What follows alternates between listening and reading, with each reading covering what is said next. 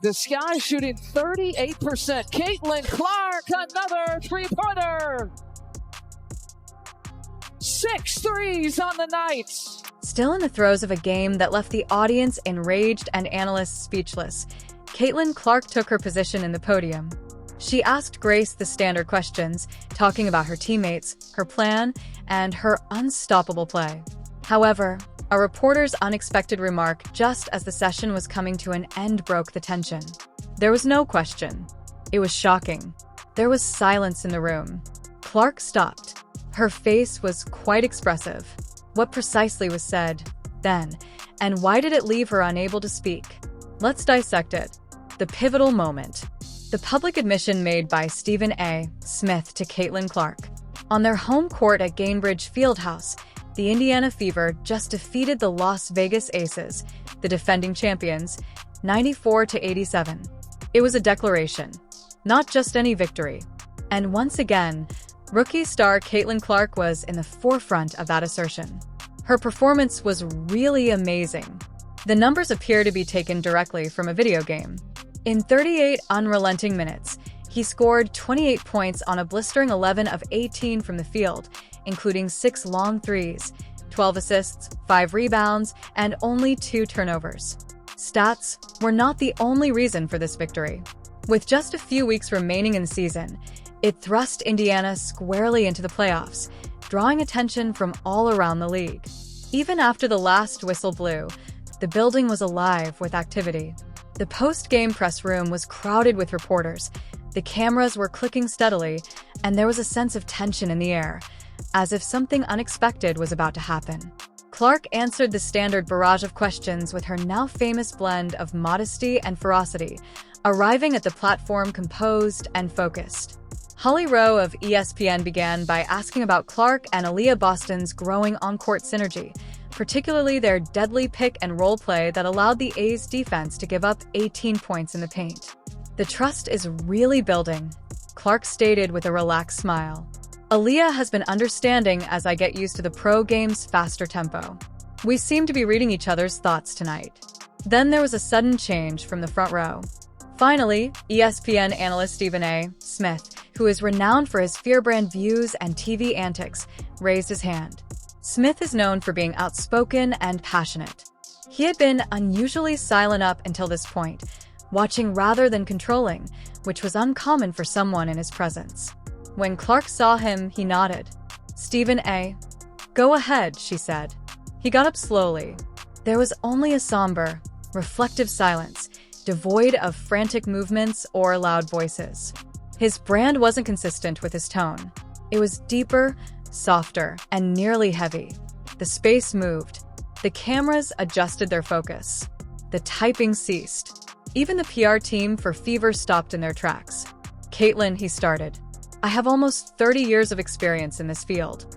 I've addressed every possible kind of player. Legends, rookies, and letdowns. I've made a living by criticizing athletes when they fall short of expectations. It's my source of income. However, I had to reconsider a few things after seeing how you handled the pressure, the excitement, and the learning curve this season." He stopped and rubbed his face in what appeared to be sincere emotion. This was not a performance. "I must say something in public and, to be honest, I must own up to my mistakes." The whole room remained still. Then came the question, which was actually a confession disguised as a query rather than a challenge. "How can you stay so composed and focused when individuals like me, especially myself, have occasionally been unjust, too critical, or even incorrect about your move to the WNBA?" Quiet. Caitlin Clark, who is usually composed under duress, was in disbelief. The player, who had to contend with yelling fans on the road, fierce Final Four opponents, and constant comparisons to her college numbers, was suddenly rendered speechless. She paused after opening her mouth. Her hands, which had moved assuredly in response to previous inquiries, were suddenly motionless on the podium. "Wow," she muttered at last. I don't even know what to say." Sensing the gravity of the situation, Kelsey Mitchell and Alyssa Smith, who were already halfway down the hallway to the team bus, halted and turned around. In professional athletics, it was an uncommon, unvarnished moment. An unexpected display of humility and respect, rather than a challenging question, took a famous athlete completely off guard. Her voice came back, steady but unsteady. "That means more than you probably think, Stephen A. It has been difficult indeed. The doubts, the comparisons, and the criticism, but it motivated me to put in more effort to demonstrate that I belong to my team and not just to the league." She halted once more, this time in contemplation rather than surprise. Even the most seasoned reporters were rendered dumbfounded by what Stephen A. stated next, which intensified that vulnerable moment. What precisely did he disclose then? To discover out, continue to observe. Regarding Caitlin Clark, Stephen A. Smith makes yet another shocking revelation.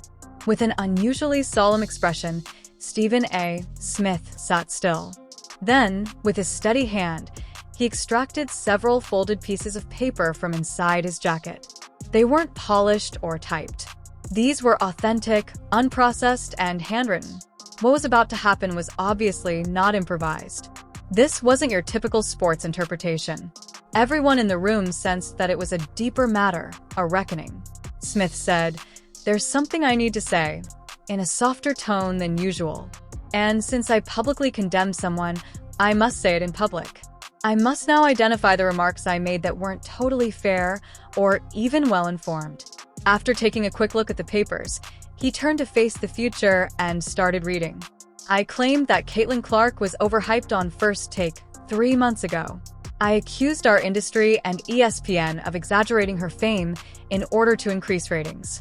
I stated she had yet to prove herself and had a long way to go. Even though she excelled in college, she wasn't able to manage the pros." The press room reverberated with his words. Some reporters had set down their phones.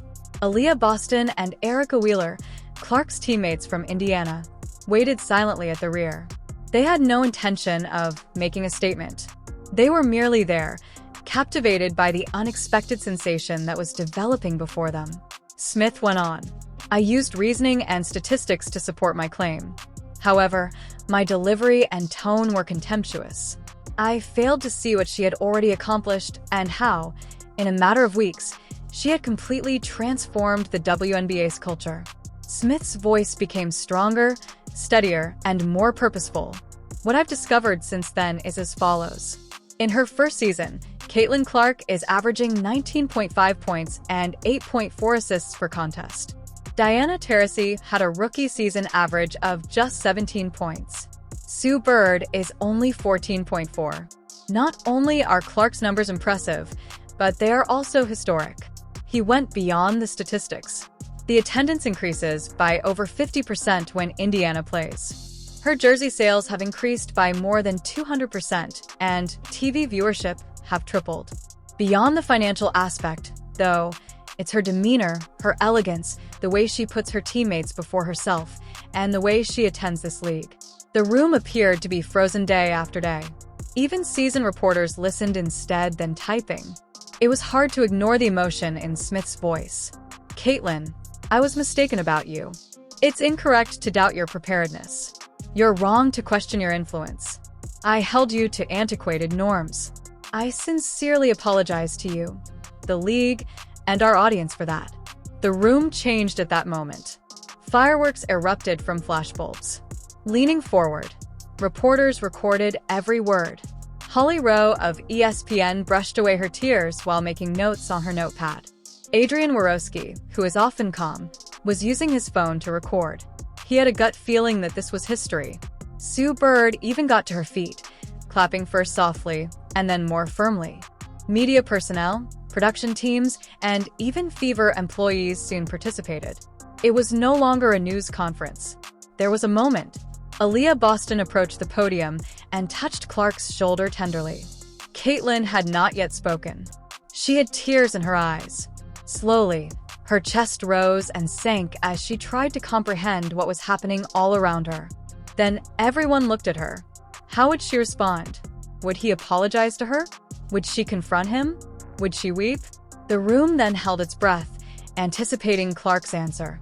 But even the most seasoned journalists were taken aback by what she did next. Watch closely as we reveal every detail. Caitlin Clark responds with a strong statement. Caitlin Clark inhaled, her tone firmer and more steady now, but still filled with emotion. She said, staring at Stephen A. Smith, "You don't owe me an apology. We are meant to be challenged by the media. It is meant to challenge, to evaluate, to ensure that we are deserving of our position. That pressure is a necessary component of the work. The fact that you're standing here now admitting that your opinion changed because of new information, rather than the fact that you ever had doubts about me, is what matters most to me. It takes courage to be that honest." Her remarks didn't simply reverberate off the walls. They took up residence in the room. She carefully turned to face the other reporters, many of whom had asked her about her early difficulties at the beginning of her WNBA career.